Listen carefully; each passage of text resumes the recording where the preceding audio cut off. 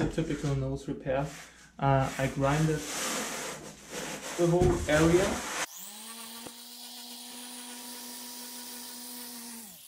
And this is a good tool to do this, combined with this. And to get a nice and smooth surface and nice and smooth curves, you take this afterwards and go like this. And it will make a smooth curves and a good surface. I grinded all the filler off. You can see the glass fiber here. So as you can see, these are the layers of glass fiber.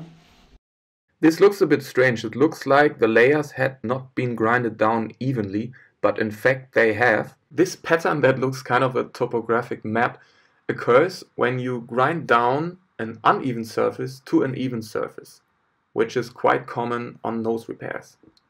And the black stuff is carbon and the red stuff, I don't know, it's some glass with red resin, I don't know. And it's important to remove all the filler down to the fiber so the new laminate can stick to it very, very good. Okay, about the area, and the board has been damaged here, but the customer wishes to have a little bit more stability in the nose, but still have a nice look. So I made a bigger area, but I didn't make it really big.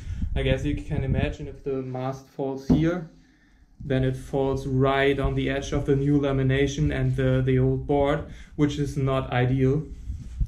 But to avoid that, I would have had to make a really big carbon area here, which would not look that good. So this is a compromise. But here in the center I have a bigger area, so let's say from here to here the mast will hit on the new lamination, and the new lamination will be carbon, so it will distribute the force quite a lot, so it will protect the nose a lot.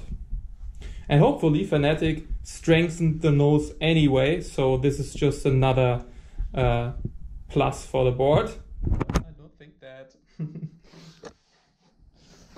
And as you can see, we have the actual damage is here, and this is where you can see through the lamination, and you can see how the board was made. So here, for example, there's a lot of filler. Here you see some white stuff. You see that? This is white filler. This is probably resin with micro balloons, which fillered up this area.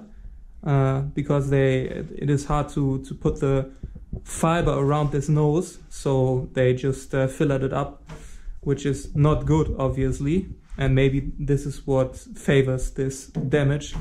But yeah, what can you say? It's a serial board. Now I fill out this with resin and micro balloons. Usually I needed to fill up this hole, let the resin harden, grind it to the perfect shape, and then start the lamination. This would be the method to secure the perfect shape, but because this is a very small area and I have a lot of experience, it's possible to do both things in one step. However, in lots of nose repairs you will have bigger dents to fill up, and in this case you definitely need to do both steps separately.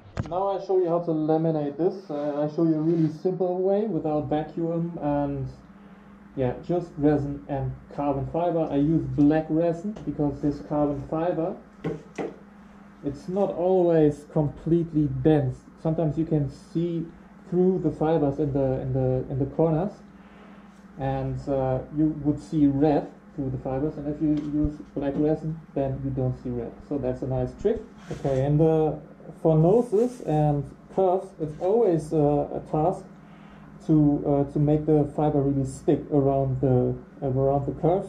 And to do that, you can tape the fiber, but of course not in this area, only in this area, and the fiber is not allowed to be wet where you want to tape it, so it's a little bit tricky. And also I use my hands to do it. I could use a brush, but these gloves are great, and I just need to clean them afterwards, and so I don't waste the brush. Another good trick is to use one hand for the resin, so this one is dirty, and the other one for the fibers, so you don't accidentally touch the fiber with resin. Okay, so this is the main stress area. That's why I put an extra layer of carbon here. And look at that, it's completely dry, the fiber from the outside. This is 200 grams per square meter twill carbon fiber. For this special repair, it's very important to use twill fiber instead of canvas fiber, because twill is much more flexible and goes around the rails much better. And now about the question that you probably ask yourself, do I use glass fiber or carbon fiber for this repair? And if you ask me, there's not a clear answer to that. Firstly, there's no big difference between the two fibers if you use it for such a small repair. Like, it's not a big construction question. It's only a repair to strengthen things. Any repair gives the board an unhomogeneous construction, so it doesn't matter that much if you use glass or carbon fiber, and especially in nose repairs that's the case because you want to strengthen the board. Of course, you could dive in a really deep discussion about the pros and cons of glass fiber compared to carbon fiber, but yeah, for a repair it's just not worth it. It's like if you compare Coke Zero and Coke Light.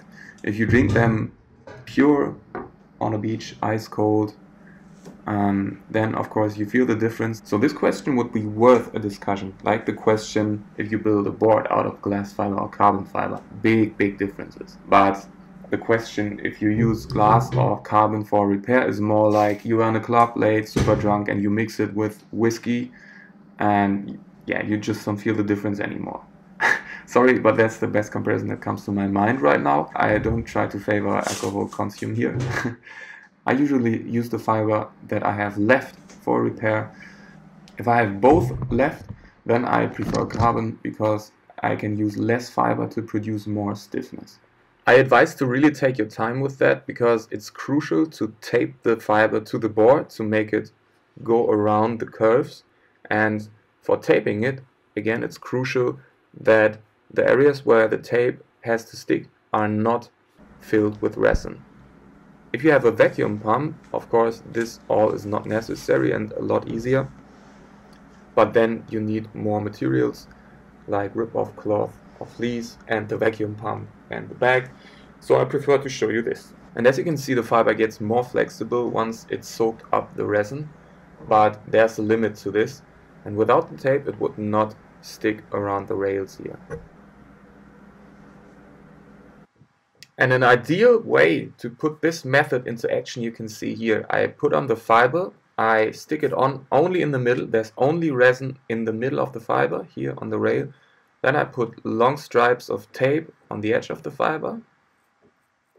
This needs to go because this white thing on the edge is not good.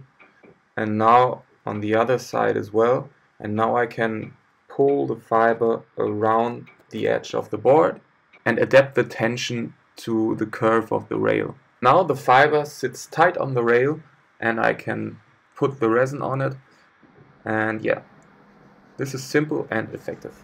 Here, as I said, you can see the red board through the fiber, and if I go over it now, it's gone. Magic. And obviously if I use clear resin, you could see through the clear resin. Now, sorry for the poor image. Nevertheless, I hope you can see what I'm doing here. I'm grinding down the new lamination onto the tape. First on the deck, then on the bottom. Then I use this tool to give it a rough sanding to get rid of any bumps.